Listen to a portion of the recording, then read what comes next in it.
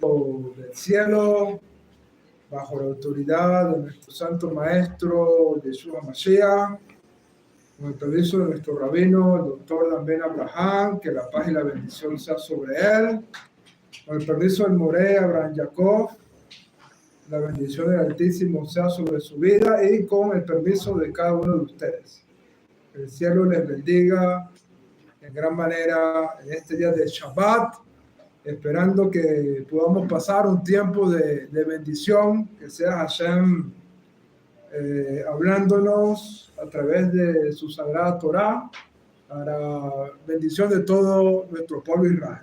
Amén. Bueno, la parashá de esta semana, como ya tienen conocimiento, su nombre es Vayetze.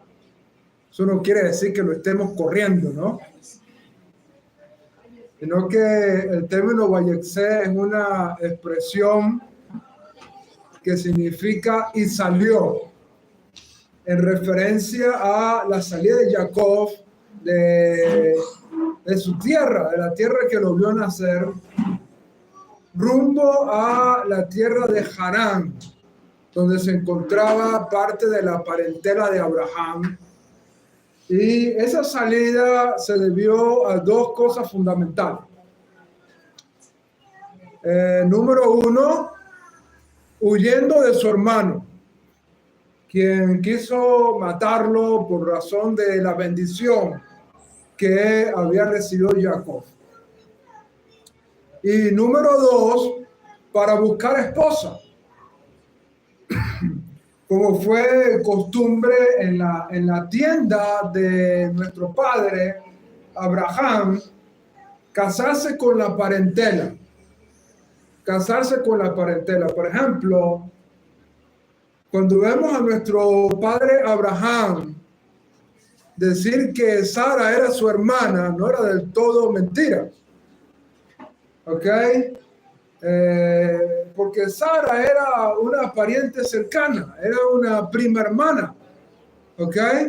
Y por lo tanto, Abraham se casó con una mujer de su parentela, de su familia próxima. Lo mismo ocurrió con Yitzhak.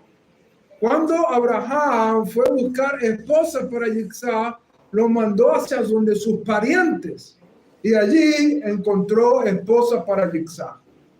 Y ahora que tocaba el turno para Jacob, esta situación de dificultad familiar causó que Yitzhak enviara entonces a Jacob a la tierra de sus parientes y aprovechar esa ocasión para buscar esposa para sí.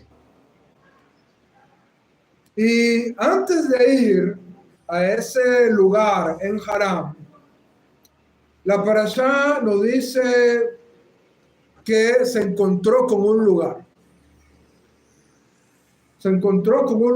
Tropezó con un lugar. Y es interesante que en la perspectiva de nuestro pueblo, el término Macón, que en hebreo significa lugar, también es una referencia a Hashem, a Dios. ¿Ok? Es una referencia al Eterno. De hecho, nuestros sabios dicen que el término Macón es uno de los nombres de Dios. ¿Ok? Es uno de los nombres de Dios. Por ejemplo, cuando encontramos la narrativa bíblica acerca de la Akedah, el sacrificio de Isaac, dice la Torá que al tercer día Abraham, después de estar caminando 3 días en dirección al lugar a donde iba a sacrificar a su hijo, dice la Torá, al tercer día Abraham vio el lugar de lejos. ¿Y qué interpretan nuestros sabios con respecto a eso? No solamente que geográficamente o literalmente Abraham había visto el monte a la lejanía, sino que se interpreta también que Abraham vio a Hashem lejos. en ese momento de prueba. En otras palabras, Abraham se encontraba en un momento de dificultad, en un momento de prueba, y vio a Dios lejos de él. Y así nos pasa muchas veces. Cuando estamos en circunstancias difíciles, en momentos difíciles, desde el punto de vista de nuestra percepción, vemos como que si Dios estuviese lejos. Como que si Dios estuviese distante de nosotros en ese momento de prueba. Pero a pesar de que Abraham estaba percibiendo a Dios lejos, Dios no estaba lejos. Dios estaba cercano a Abraham en ese momento de dificultad. Y cuando lo mismo encontramos con nuestro padre Jacob. Está en un momento de dificultad, está huyendo de su hermano quien quiere matarlo. Y cuando está huyendo rumbo a la tierra de su parentela, nos dice la Torá, se encontró con un lugar, llegó a un lugar, se topó con un lugar. Y como hemos venido mencionando, lugar, Macón, es una referencia a Dios. En otras palabras, en su momento difícil, Jacob se topó con Dios. Tuvo un encuentro con Hashem. Y ese encuentro, obviamente, le dio los recursos necesarios para los desafíos que iba a enfrentarse de ahora en adelante. Y en ese lugar, Jacob tuvo un sueño. Y conocemos de ese sueño donde Jacob vio una escalera que estaba cimentada en la tierra, pero su cúspide llegaba a los cielos mismos. Y en ese sueño, Jacob vio ángeles subiendo y bajando por esa escalera. Hay varias interpretaciones que se le da a este sueño. Y voy a tocar algunas para simplemente como referencia, para que podamos tener idea de las interpretaciones que se dan. Una de ellas, por ejemplo, nos menciona que la escalera representa a la Torá en el monte Sinaí. Y que por lo tanto los ángeles que subían y los ángeles que bajaban eran Moisés y Aarón, recibiendo la revelación divina y transmitiéndosela al pueblo. ¿Ok? La razón por la cual esta interpretación se da es porque el término Sulam, que es escalera, tiene el valor numérico de 130. Y ese mismo valor numérico es el valor numérico de la palabra. ¿Ok? Entonces, este sueño se interpreta como la entrega de la Torá, donde ángeles subían y bajaban, haciendo referencia a Moshe y Aarón. ¿Está conmigo o está conmigo? La otra interpretación que se le da a este sueño es que, desde el punto de vista de la Escritura, cada nación tiene un ángel. Un ente espiritual que vela por esa nación. Por ejemplo, en el libro de Daniel, vemos que Daniel estaba haciendo oraciones al Eterno. Y en una oportunidad vino el ángel de Hashem para responder las oraciones de Daniel. Pero este ángel le dice a Daniel, mira, desde que tú comenzaste a orar, tu oración fue respondida. Pero a mí se me opuso el príncipe de Grecia. Haciendo una referencia entonces que cada nación tiene un ángel. ¿Ok? Un ángel. Teniendo esto en cuenta, la interpretación que se da a esta escalera es que estos ángeles representaban cada una de las naciones que iban a tener dominio sobre Israel. Por ejemplo, dice nuestro sabio que el ángel de Babilonia subió 70 escalones. Y cuando subió 70 escalones, cayó. Jacob entendió que el pueblo iba a estar cautivo en Babilonia durante 70 años. Luego acabaría ese dominio de Babilonia. ¿Está conmigo o está conmigo? Luego vio al ángel de Media y Persa, que subió 152 escalones. Y después de subir 152 escalones, cayó. Y por lo tanto, entendió Jacob que Persia, Media Persia, tendría dominio sobre Israel 152 años, pero que luego acabaría ese dominio. Luego vio el ángel de Grecia, quien subió 130 escalones y cayó. Y entendió entonces Jacob que Grecia iba a tener dominio sobre Israel por 130 años. Y después de esos 130 años, su dominio acabaría. Pero luego vio a un cuarto ángel que subía.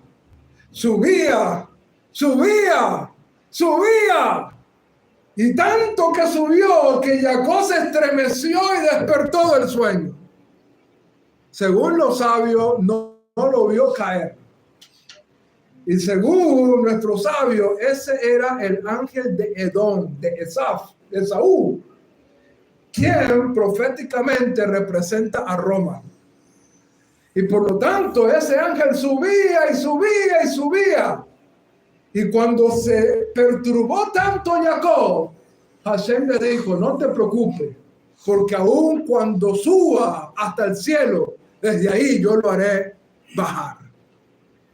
Y ese representa nuestro actual exilio, el exilio romano. Es una de las interpretaciones entonces que se le da a este sueño.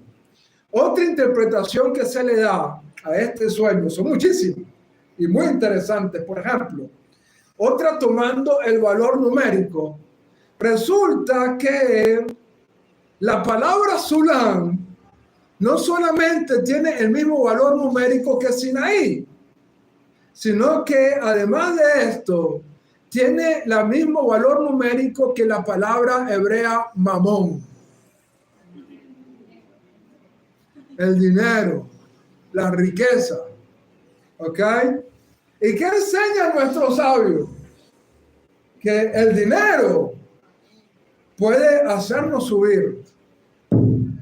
Nos puede llegar a alcanzar los cielos incluso. Pero así como el dinero tiene el potencial de hacernos subir, también tiene el potencial de descendernos, de hacernos caer. Todo va a depender del uso que le demos al dinero. Señores, el dinero no es una maldición. El dinero es una bendición de Hashem. De hecho, todas las bendiciones del Eterno están relacionadas con promesas materiales, con prosperidad económica. No podemos ver el dinero como una maldición. Lo malo es el amor al dinero, que es el principio de todos los males. No el dinero, sino el amor al dinero. ¿Está conmigo o no está conmigo? Por lo tanto, si nosotros utilizamos apropiadamente los recursos económicos que Dios nos da, eso tiene la capacidad de alcanzar incluso aspectos espirituales en nuestras vidas. Y es una de las cosas importantes que tenemos que hacer con los recursos económicos. Otra de las interpretaciones que se le da a este sueño es que los ángeles que subían representan a los ángeles que llevan nuestras oraciones. Y los ángeles que descienden representan a los ángeles que vienen con las respuestas a nuestras oraciones. Pero, ¿qué sería entonces la escalera? Cuando nuestro santo maestro Yeshua Mashiach tuvo un encuentro con Natanael, un hombre, un verdadero israelita en quien no hay engaño, Natanael se preguntó, le dijo, ¿de dónde tú me conoces? Y Yeshua le dijo, cuando estabas bajo la higuera te vi. E inmediatamente Natanael reconoció que él era el Mashiach, que él era el Mashiach. Y una vez que reconoció que él era el Mashiach, Yeshua le reveló a Natanael, verás los cielos abiertos y al Hijo del Hombre y los ángeles que suben y bajan por él. Por lo tanto, la escalera representa a Mashiach, por medio de quien nuestras tefilot tienen que ser presentadas delante de Hashem. Nuestro Ribi enseñó constantemente, todo lo que pidas, ¿a quién? Al Padre. Yeshua nunca dijo, todo lo que me pidas. Y lamentablemente vemos a muchas personas cometiendo ese error. Le oran a Yeshua, le oran a Jesús. Él nunca dijo eso. Él dijo, todo lo que le pidan al Padre en mi nombre se os dará. Por lo tanto, nuestras peticiones tienen que ser dadas al Padre, pero sustentados en la escalera, en los méritos de Mashiach, para que esas oraciones puedan llegar al cielo y puedan ser respondidas. ¿Está conmigo? ¿Está conmigo?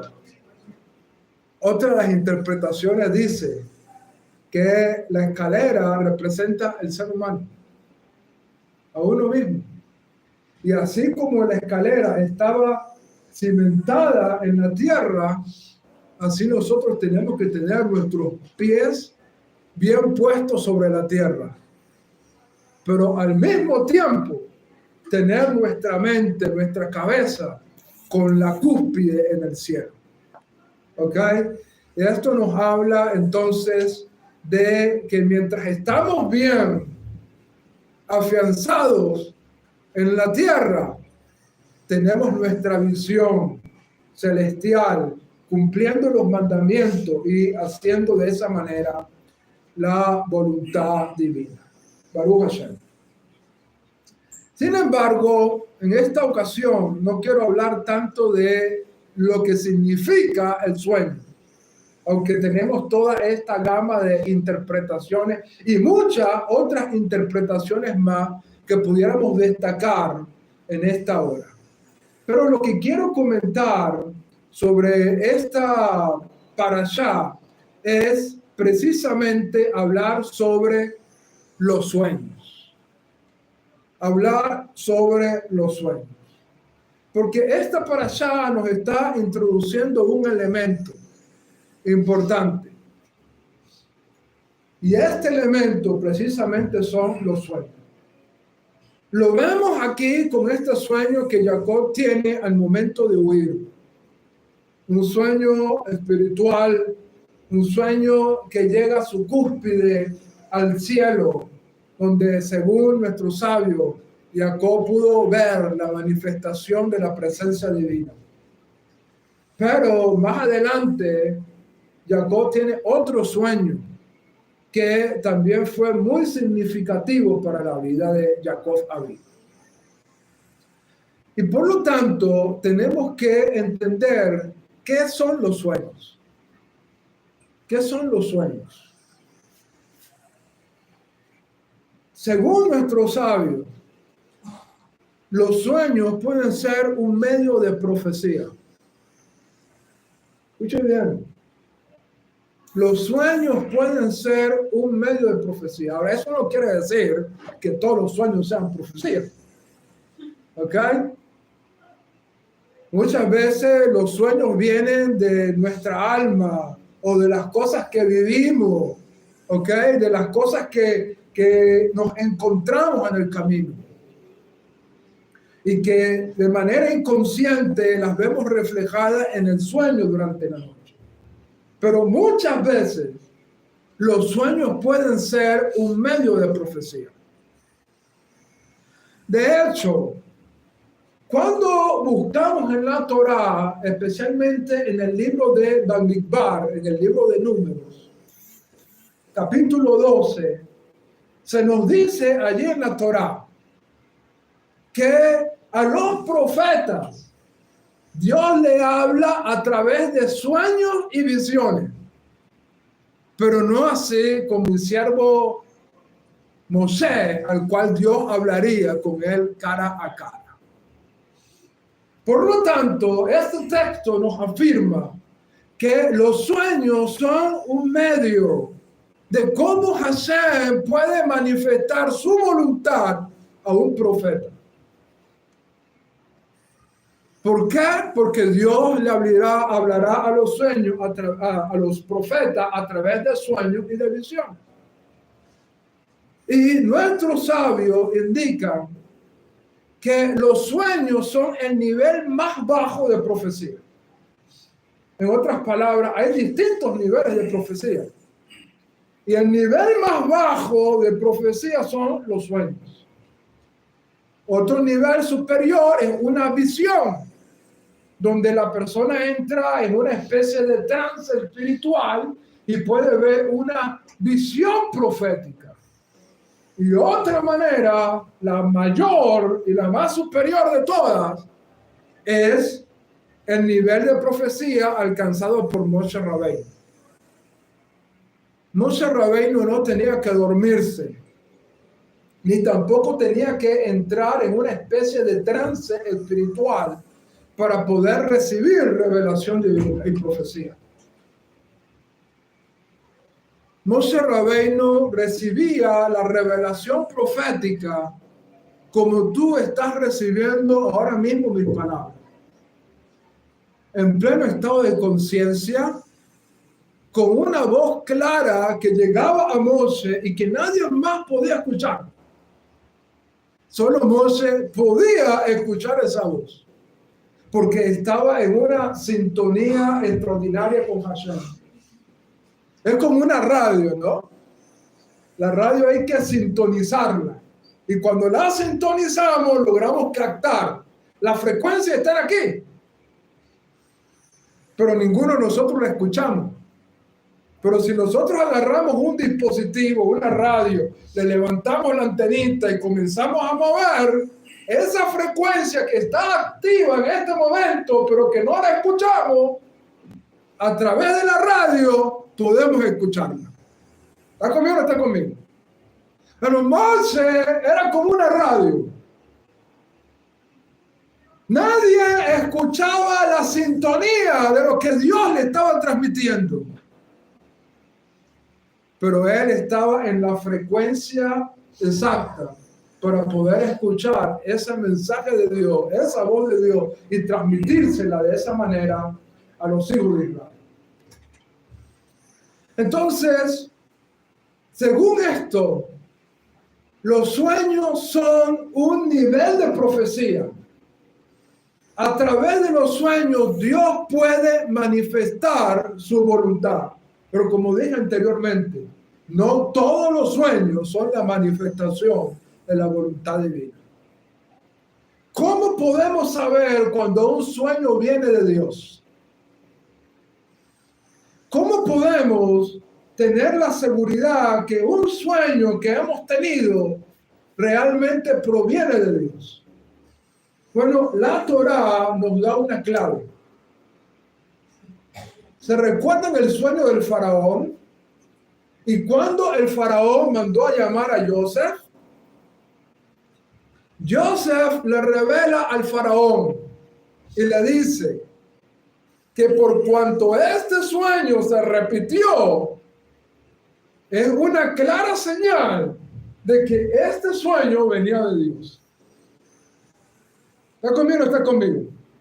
Por lo tanto, una de las maneras en que podemos tener la seguridad de que un sueño proviene de Dios es cuando ese sueño se repite. Se repite. Impacta nuestra alma. Y una vez que impacta nuestra alma, ese sueño se repite como una muestra de que viene de Dios.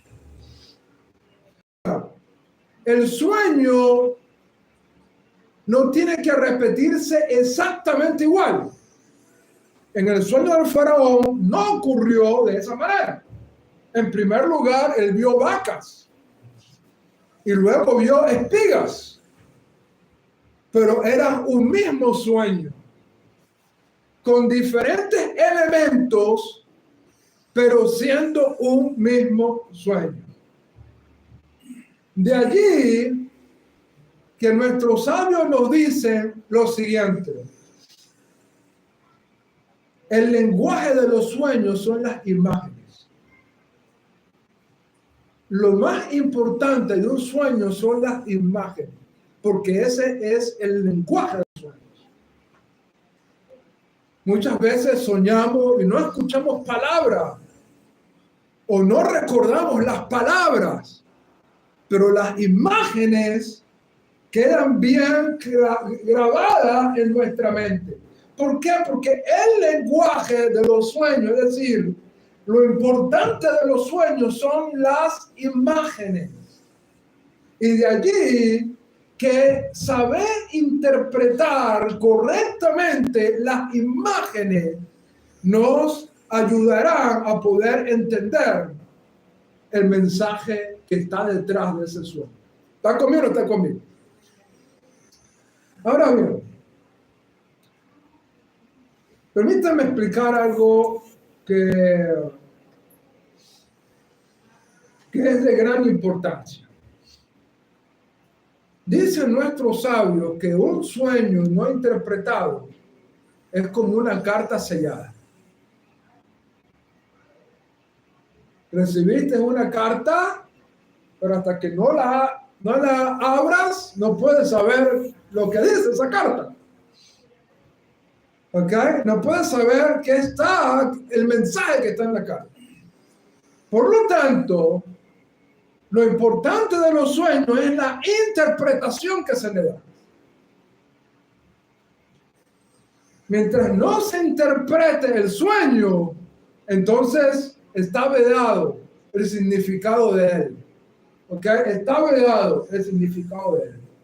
Y cuando se interpreta, entonces tenemos la oportunidad de conocer el mensaje que está allá. Pero tenemos que tener una advertencia también. Según nuestros sabios, incluso los sueños están sujetos a la interpretación que se le dé. De allí que uno tiene que tener cuidado con quién va a ir uno a que le interprete un sueño. Porque una vez que se declare una interpretación, el sueño está sujeto a esa interpretación.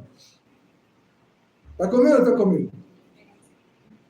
Claro, obviamente, cuando la persona acepta la interpretación. Vamos a poner el caso del faraón.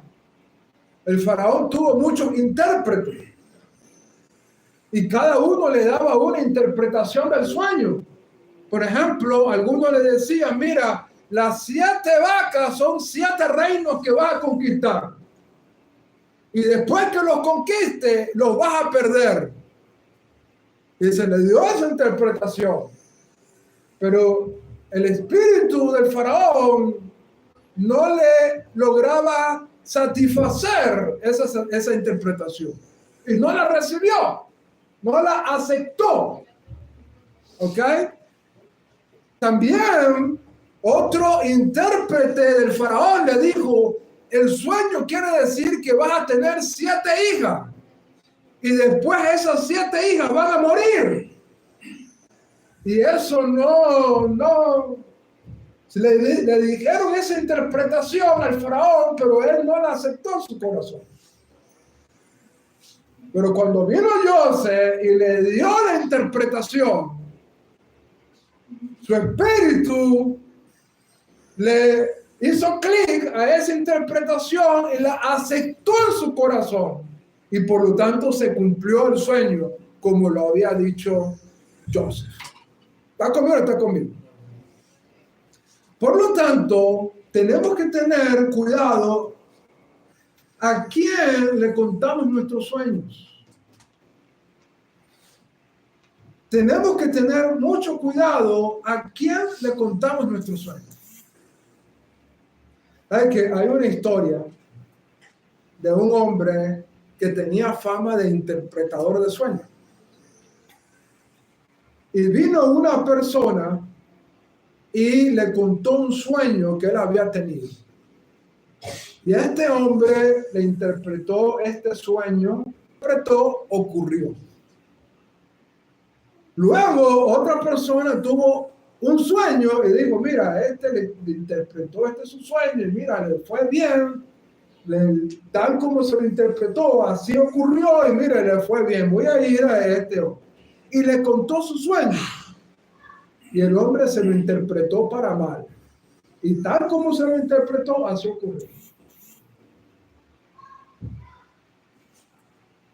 Y los sabios se preguntan, ¿cuál fue la diferencia entre el uno y el otro? El primero le había pagado para que interpretara su sueño. Y obviamente, como había recibido el pago, le interpretó el sueño para él. Pero el otro fue simplemente decirle, mire, tengo este sueño y no le pagó. Ah, no me vas a pagar. Y le interpretó el sueño para él. Entonces hay que tener cuidado. Hay que tener cuidado a quién recurrimos para buscar la interpretación de nuestro sueño. Por lo tanto, los sueños pueden ser un nivel de revelación de Dios para nuestra vida. De hecho, hay algo interesante. La palabra hebrea para sueño es halom. Halom, halomot. Pero es interesante que esa palabra hebrea, halom, que significa sueño, también significa en hebreo ventana. Ventana. Por lo tanto, un sueño puede ser una ventana del cielo para nuestra vida, para revelarnos secretos y misterios de parte de Dios. Pero como dije en un principio, los sueños son o pueden ser niveles de profecía. Y ahí está la clave. Su revelación Dios no se la va a dar a cualquiera.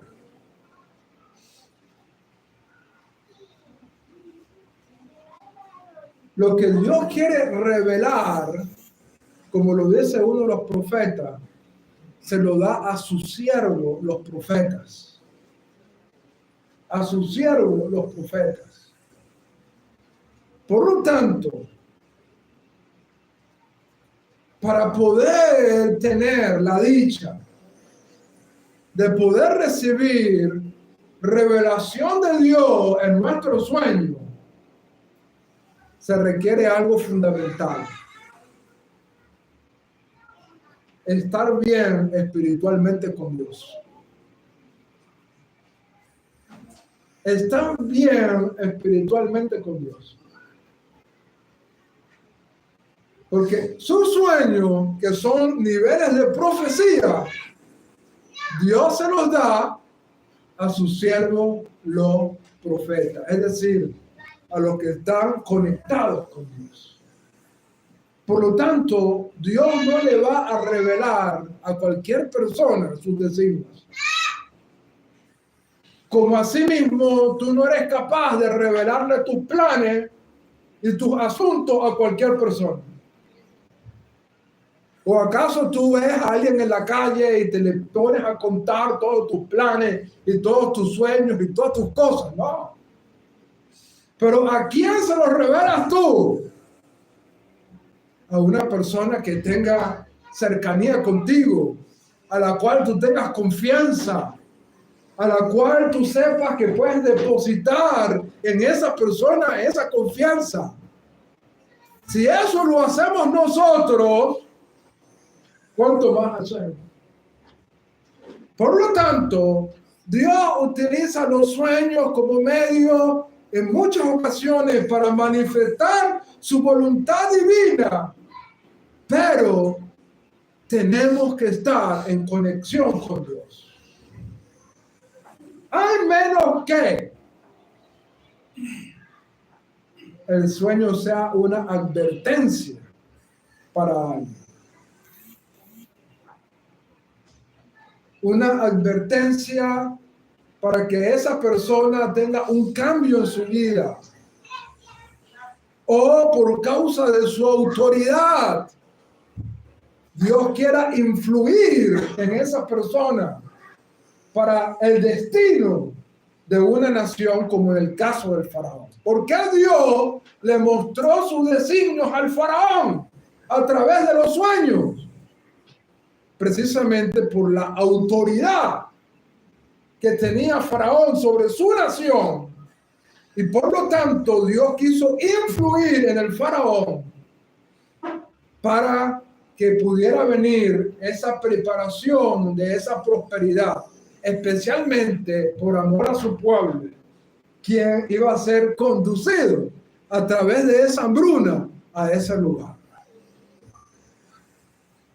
Entonces, esto es importante que nosotros lo tengamos presente con respecto a los sueños. Los sueños pueden ser una ventana del cielo para nuestras vidas y para nuestras generaciones. A través de los sueños podemos recibir el mensaje de Hashem, el mensaje de Dios. Pero necesitamos entender que es necesario estar conectados con Dios. Si tú no tienes un nivel de conexión con el Creador y tuviste un sueño, no esperes necesariamente que ese sueño sea una revelación de Dios. Porque como hemos venido diciendo, Dios revela sus planes a los que están cercanos a Él, a los que hacen su voluntad y le sirven como un medio de revelación. Sin embargo, hay sueños que son personales. Hay sueños que muchas veces pudiéramos tener que tienen un mensaje para nuestras vidas directamente y particularmente. En ese caso, si logramos tener un sueño que impacta nuestra vida y que ese sueño se repita por alguna razón, debemos entonces tener cuidado a quién buscamos para interpretar ese sueño. Una de las características importantes que debe tener una persona que podamos considerar un intérprete de sueños es su temor a Hashem y su conocimiento de Torah.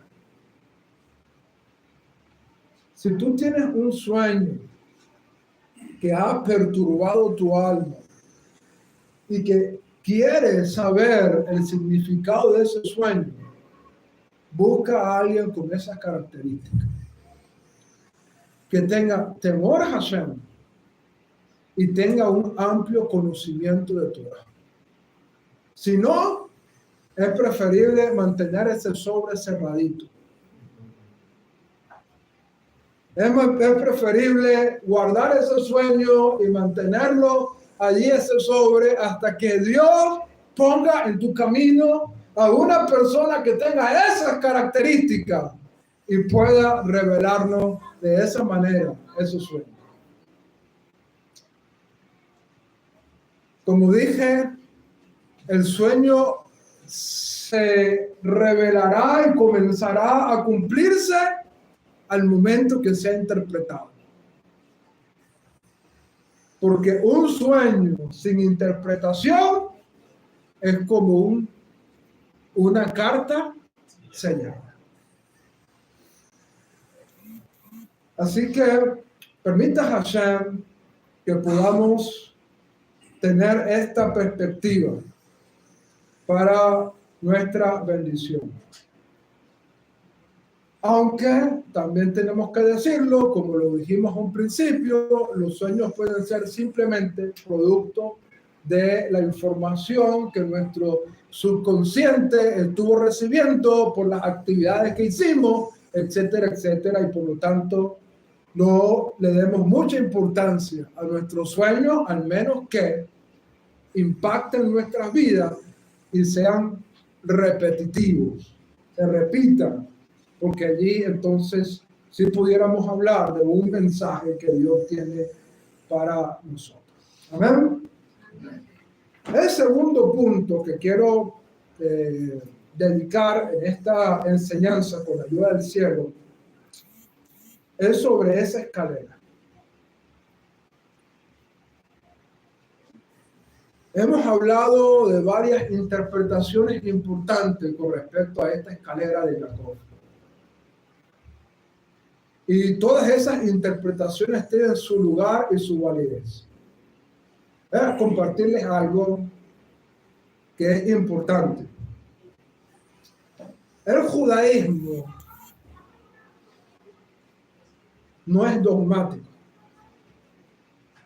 El judaísmo no es dogmático. El cristianismo es dogmático. Porque en el cristianismo los dogmas son fundamentales. Y eso hace que, por ejemplo, en el cristianismo, las cosas tienen que ser así, y si no es así, eres un hereje. ¿Ok? Si no crees así,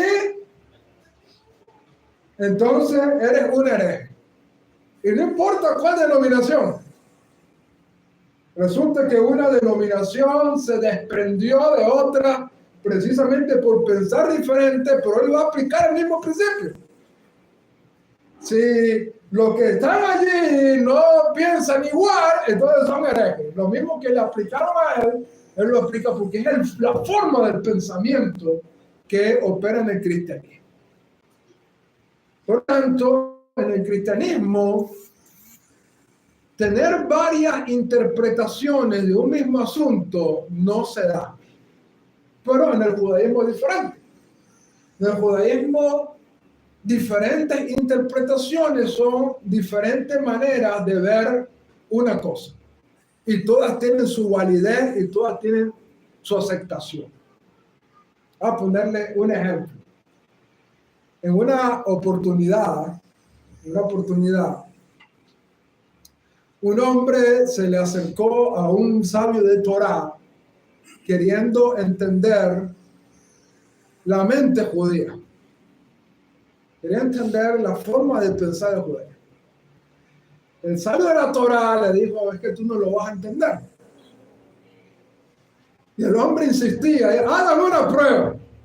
Ok, tú haces una prueba, le dijo el sabio. Y le sacó un ejemplo, le dijo, 2 hombres cayeron por una chimenea. Uno cayó sucio y el otro cayó limpio. ¿Cuál fue y se lavó? El hombre dijo, sencillo, el que cayó sucio fue y se lavó. El rabino dijo, no. El que cayó limpio vio el que cayó sucio, digo, si él cayó sucio, yo debo estar sucio. Entonces fue y se lava.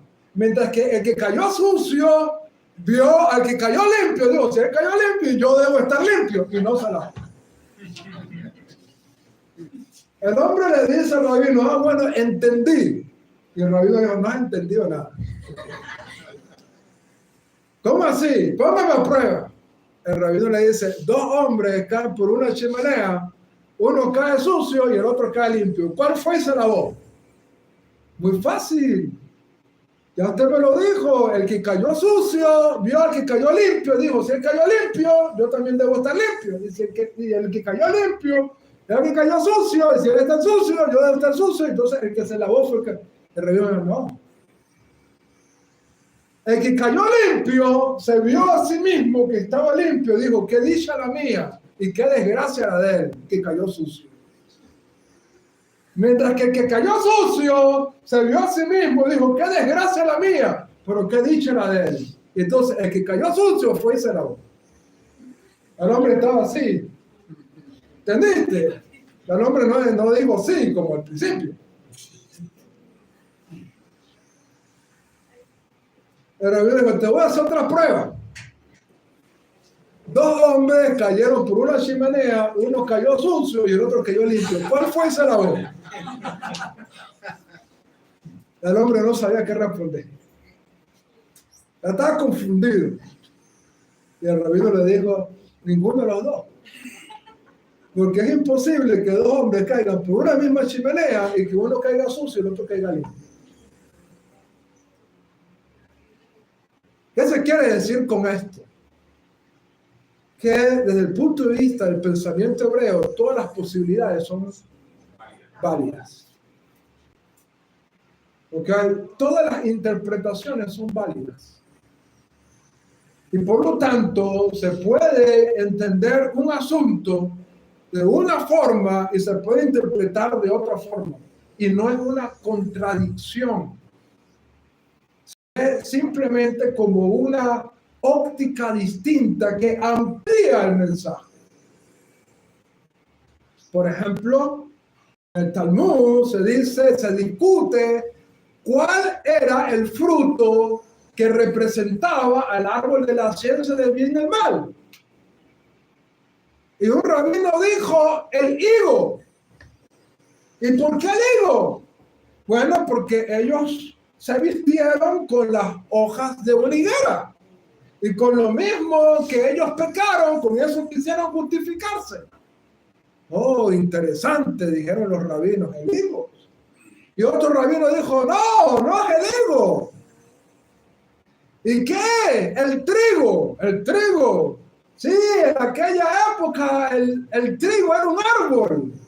¿Y por qué dices que era el trigo? Y el rabino dice, porque un niño no es capaz de diferenciar lo bueno y lo malo hasta que el niño es capaz de comer trigo. Oh, interesante. Y otro dijo, no, el fruto de la vid. El fruto de la vid. Sí, el fruto de la vid. ¿Por qué? Porque no hay fruto que haya hecho más daño a la humanidad que el fruto de la vid. Porque con eso el hombre se embriaga. Oh, interesante. Entonces, ¿cuál es el fruto que representaba el árbol de la ciencia del bien y el mal? Todas esas interpretaciones caben. El cristianismo dice la manzana. Y si no piensas así, expulsado. ¿Está conmigo o no está conmigo? Está como la discusión que había entre un sacerdote que quería la época, especialmente la Edad Media. La Iglesia Católica, muchas veces buscando una excusa de perseguir a los judíos, les invitaba a hacer debates públicos de la fe. Y normalmente no importaba si el judío ganaba o perdía. Igualito lo iban a perseguir, ¿verdad? Igualito les caía la persecución. Pero era la excusa, ¿no? Y en una oportunidad un sacerdote católico quiso invitar a la comunidad judía a un debate en la plaza pública del pueblo. Y en ese momento la comunidad no tenía rabino. No tenía rabino. Y nadie se atrevía. Pero alguien tenía que ir. Porque si no iba a ser peor la cosa. Le estaba desafiando a un debate y nadie sabía. Entonces le dijeron al conserje de la sinagoga. Le digo, tú eres el que te la pasas más en la sinagoga. Porque eres el conserje, ¿no? Y el hombre era atrevido y dijo, sí, yo voy a ir al debate. Y fueron al debate. Y como los judíos hablaban su idioma y estos hablaban su idioma, el debate era por señas. Era por señas. Entonces inicia el debate el sacerdote y le hace al judío así.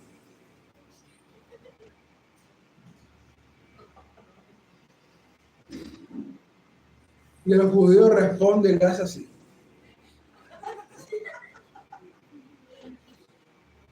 El sacerdote queda impresionado. Impresionado. El cura hace así. Y el judío le hace así.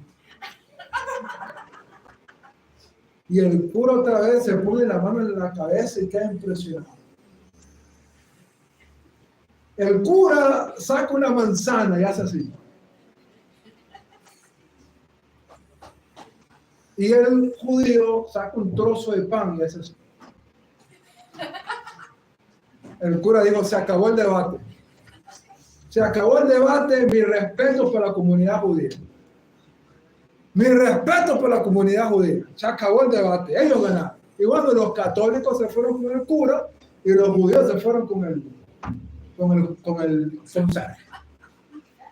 Los católicos le preguntan al cura, ¿qué fue lo que pasó? ¿Ustedes no entendieron? No entendimos nada. Yo le dije, Dios es 3 personas. Y él me dijo, pero es uno a la vez. O sea, la Trinidad, Dios es 3 personas, pero es uno. ¡Wow! ¿Quién más?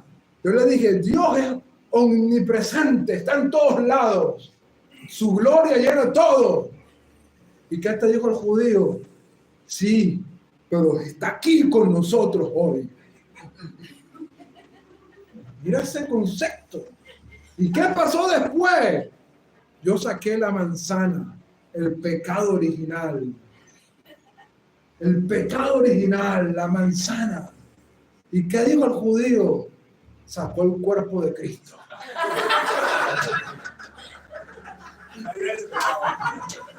¿A través de quién tenemos redención? Oye, esos judíos son tremendos. Bueno, los judíos le preguntaron entonces, ¿qué pasó allá? No entendieron nada, no entendimos qué pasó. Él me dijo, tienen 3 días para irse. Y yo le dije, ni que me des uno, nos vamos. ¿Y qué pasó después? Él me dijo, no los quiero ver de aquí, en ningún lado. ¿Y qué le dijiste tú? De aquí no me sacas. ¿Y qué pasó después? Bueno, él sacó su comida y yo saqué la mía.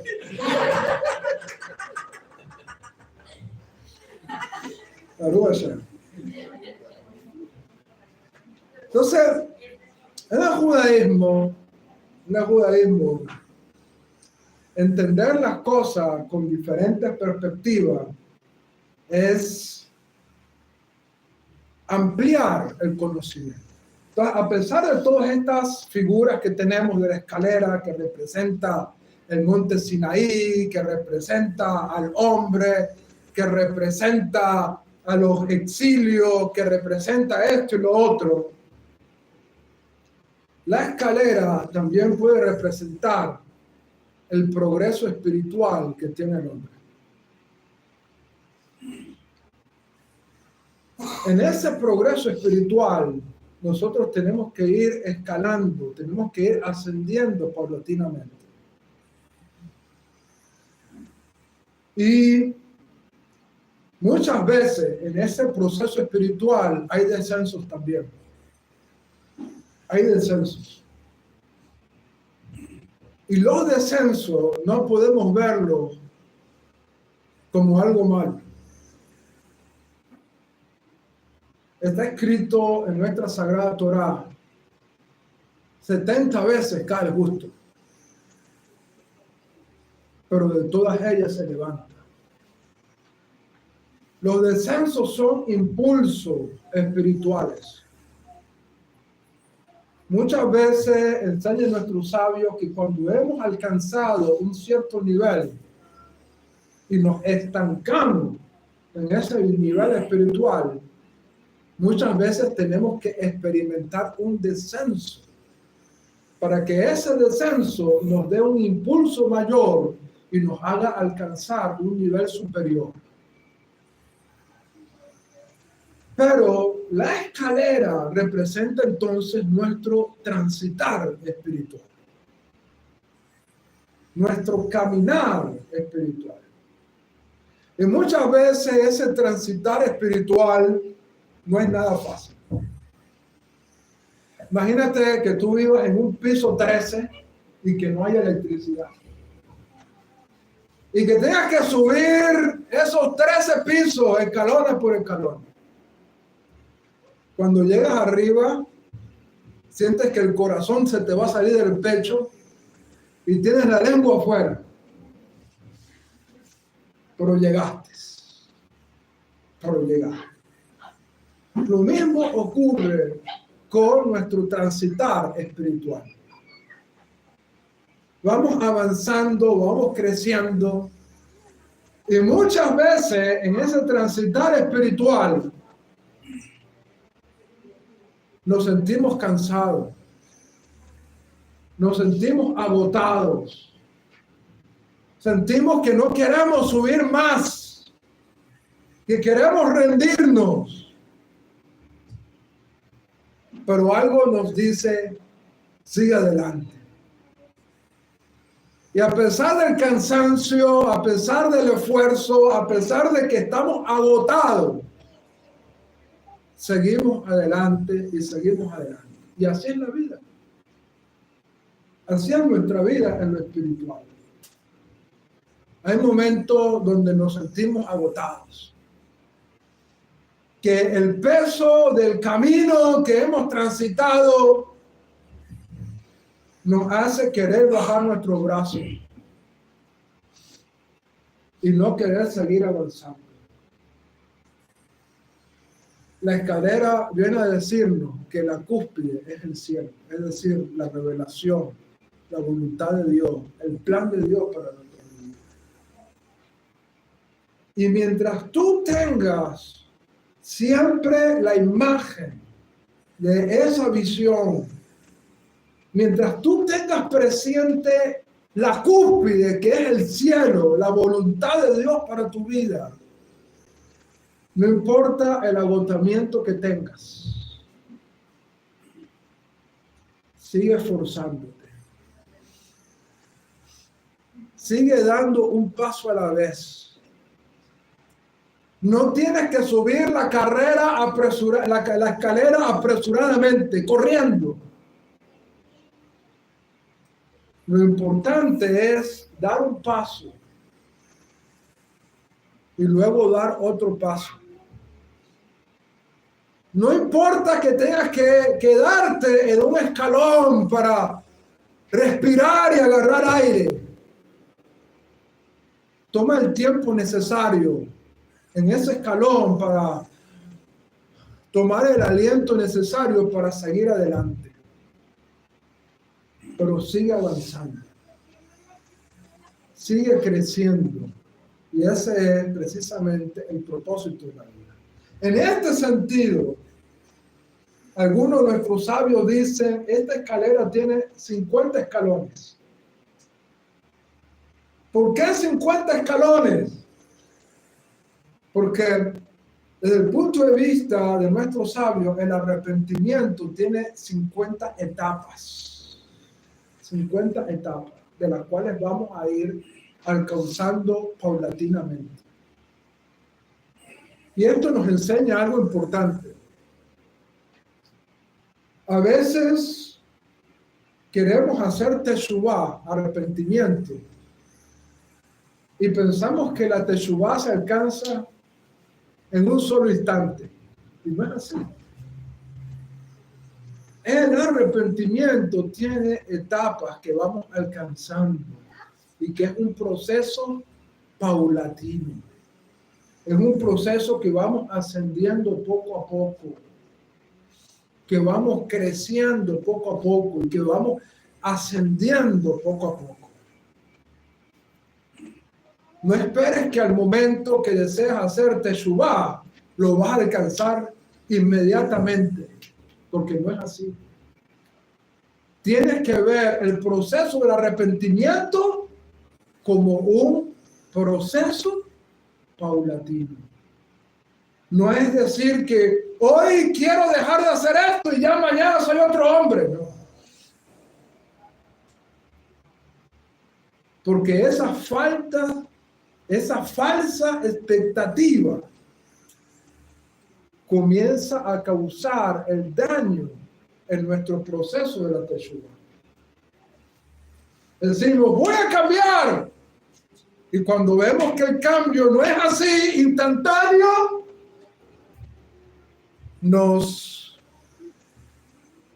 ¿cómo se dice la palabra? Nos desanimamos, desalentamos y dejamos el proceso apenas inicial. Si tú quieres cambiar realmente, quieres echar mano de la teshuvá, debes entender que la teshuvá es un proceso paulatino, en los cuales vas dando pasos poco a poco y vas cambiando poco a poco. Y lo importante es llegar al final de ese proceso. Cuando llegues al último escalón, mirarás hacia atrás y dirás, ciertamente he cambiado. Ciertamente he cambiado. Pero fue un cambio paulatino. Otros sabios dicen, la escalera tiene 603 escalones. Porque cada escalón representa un mandamiento. Una mitzvah, un mandamiento de la Torá que vamos conquistando. Y por lo tanto, la observancia de la Torá también tenemos que verla como algo paulatino. Por eso que el Beidín Exarita de Hechos capítulo 15 dice, no inquietan a los gentiles que se convierten a Dios. Algunos querían, que ellos suban la escalera de un solo golpe. ¿Cuál iba a ser el resultado? El aborto antes del origen de la vida. Que muchos que tenían el deseo de buscar de Dios, de alcanzar la voluntad divina, al ver ese yugo impuesto, lo hubiesen dejado por esa imposición. No, los mandamientos son paulatinos. Vamos conquistando uno y vamos avanzando hacia el otro. Y así poco a poco vamos alcanzando y hasta que logremos llegar a la máxima observancia de los mandamientos. Yo recuerdo hace 25 años atrás, cuando empecé este caminar. Y cuando comparo mi vida hace 25 años al día de hoy, logro ver que hay varios pasos de la escalera que he logrado alcanzar. Pero también me hace reconocer que todavía hay varios escalones que todavía tenemos por conquistar. Y quizás toda la vida me dure ese proceso, pero seguimos avanzando y escalando. Por lo tanto, uno de los mensajes extraordinarios de esta parashá es: comienza a subir tu escalera. Comienza a subir esa escalera. Y no esperes llegar a la cúspide de una sola vez. Súbela peldaño tras peldaño. En algunos momentos vas a tener que retroceder algunos escalones. Pero esos serán impulsos para seguir adelante. El camino de la Torá es un camino precioso. Sus sendas son maravillosas. Sus caminos, como dice la Escritura, son caminos deleitosos. Y todos sus senderos son de paz. Pero vamos progresivamente avanzando hasta poder llegar a la cúspide de nuestras vidas. Hashem nos da el entendimiento necesario. Que cada día demos pasos firmes. Un paso a la vez, pero que sea un paso firme en nuestro proceso de elevación y crecimiento. Que el Eterno nos bendiga, que la Torá de Hashem esté en nuestras mentes y en nuestros corazones y nos fortalezca nuestras piernas espirituales para seguir ascendiendo en estos escalones. Shabbat Shalom.